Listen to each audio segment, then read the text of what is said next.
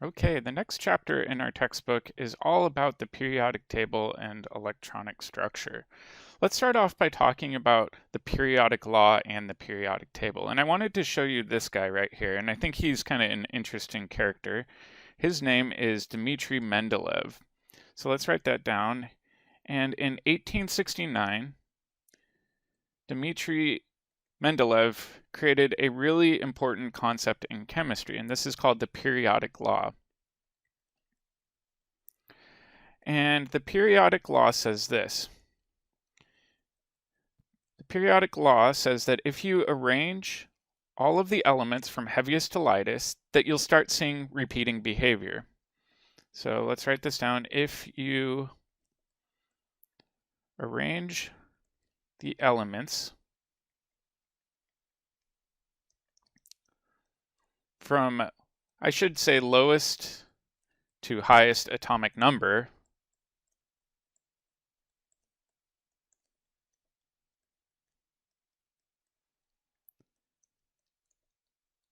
you will see repeating, also known as periodic, chemical behaviors. And when I was younger and took chemistry, I don't think I really appreciated how amazing this was. So here's a table that he came up with below.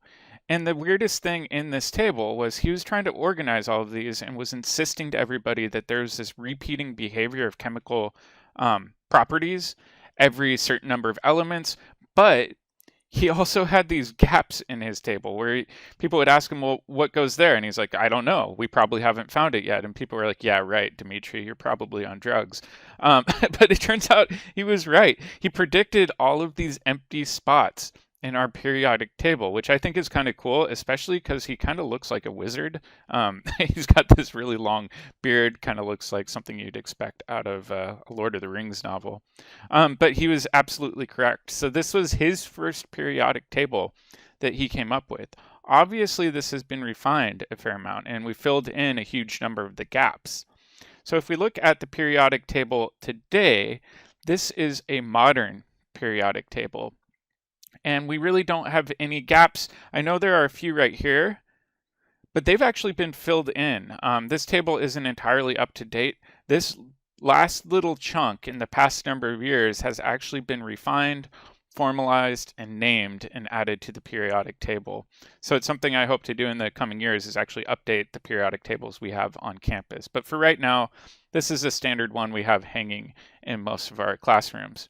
And there's a few things I wanted to show you in the periodic table that are quite important. So over here, you'll see these numbers going up and down. These are what are called the periods of the periodic table. So he basically said that everything that is in this column right here has the same chemical property regardless of what period it's in. So if it's lithium, sodium, potassium, rubidium, or cesium, it has the same property. And in fact, I'll show you a video of that later. Hydrogen is a little bit odd. It doesn't really have a great home on the periodic table, but normally it's placed there even though it doesn't have metallic property. It does have similar characteristics to those other elements. So he noticed that if you can stack all of the elements in the same column with the same properties, you get this nice kind of organized layout. And these are called families or groups. You can call them either one, and you may notice that there's either a Roman numeral designation. So let's take a look at this one right here. So the 3A is a Roman numeral, and this is the US system for naming a family or a group. However, you see the 13 underneath? This is the international system. So usually if you're talking to American chemists, we still tend to use the US system. However, we're trying to get better about working as an international community, so we tend to use both as American chemists, which is why you do see them on periodic tables. But if you go to a European or an Asian university, you may only see the international system, for example. So it is something kind of interesting. So you'll see all of these families and groups kind of going across the periodic table, but it is important to remember that families and groups are always in columns, where periods are always in the row. So that's one of the main distinctions between them. This 8b is kind of a unique one. That's unique simply to the US system. You can tell the international system actually further subdivides that, but we're really not going to get into that in this course. So let's take an example element. Let's take arsenic. So arsenic is actually a poisonous element. It's a big deal in parts of the US actually, where it's found in well water. So if you put a well down, you have to get it tested for arsenic in big parts of Oregon in particular. And if you have arsenic in your well water, you have to actually dig a new well or get a really expensive filtration system. So let's take a look at arsenic. And if we focus on the row, or sorry, the group or family that it's in, it looks like it's in group 5A, or if we wanted to use the international system, we could say that it's in 15, or we could say, to be more detailed, that it's also in period 4.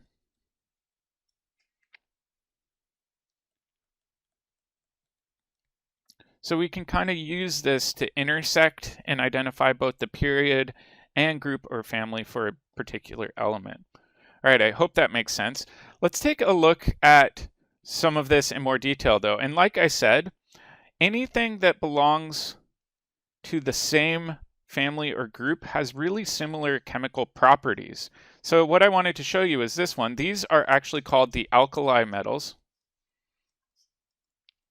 And they're one of my favorite groups of the periodic table. In this video that I have, I'll have to say, please forgive their kind of coarse language, but it shows this unique property in an explosive way. So let's take a look at this video on YouTube.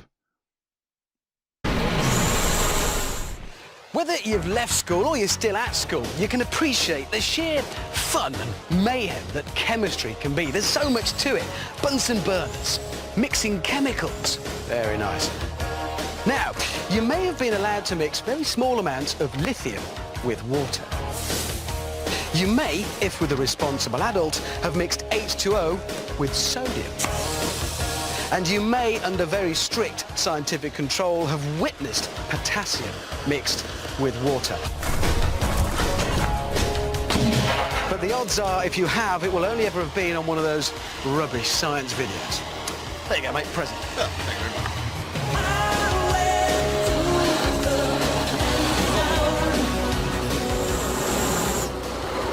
These next two are the dog's nuts of the periodic table. They are, if you like, the king and queen of alkali metals. Mix these babies with water, stand well back, and watch the mayhem. And that's just what we're going to do. Mr. Tickle, bring on the rubidium. Here it is. Is that it? Well, it might not look like much, Richard, but it's a highly reactive metal. It's sealed in this glass tube under argon atmosphere conditions, just for safety. Right, so what's going to happen when you drop that in the water? Well, imagine, if you will, letting off a hand grenade in a bathtub. Righto, I'm off. Have that. Okay. Good luck. Okay, Tickle. Drop the rubidium in the water. Stand back, everybody. This one's going to be bad. 2 grams of rubidium will only react when our specially designed vial dissolves in the water, which gives John a few crucial seconds to get into our safety zone.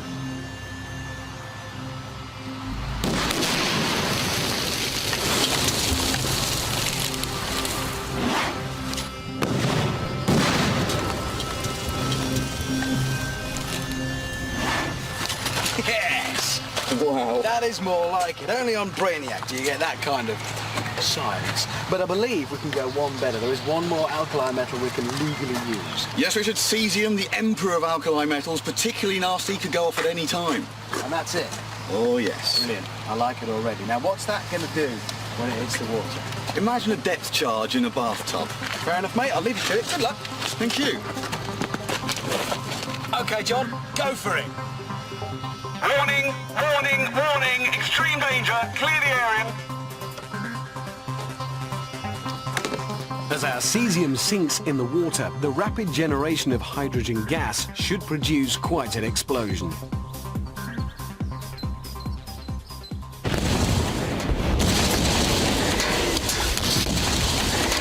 And it does.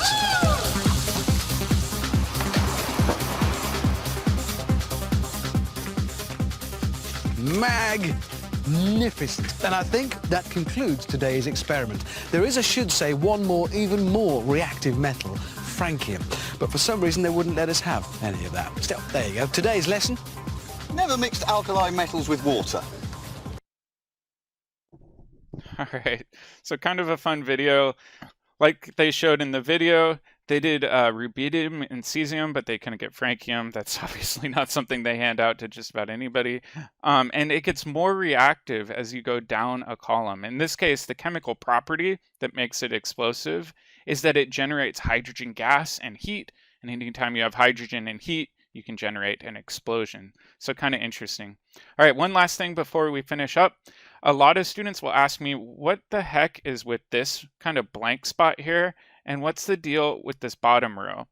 The reality is this bottom row is supposed to go where that blank spot is. And I know it doesn't make a lot of sense, but let's take a look at what the periodic table would look like if we kind of expanded it and included that lower two set of periods within the main periodic table itself. And so here's what it would look like, right? So if we inserted that into the periodic table, it would extend the periodic table out so that it would be much, much, much wider. So then students will ask, well, why don't they do that? This seems to make a lot more sense, right? Well, the simple reality is this doesn't really fit onto your standard size piece of paper very well. It's a lot easier just to kind of crop those out, set them underneath, and that's why we see the periodic table the way we do today. All right, I hope that makes sense, but let me know if you have any questions.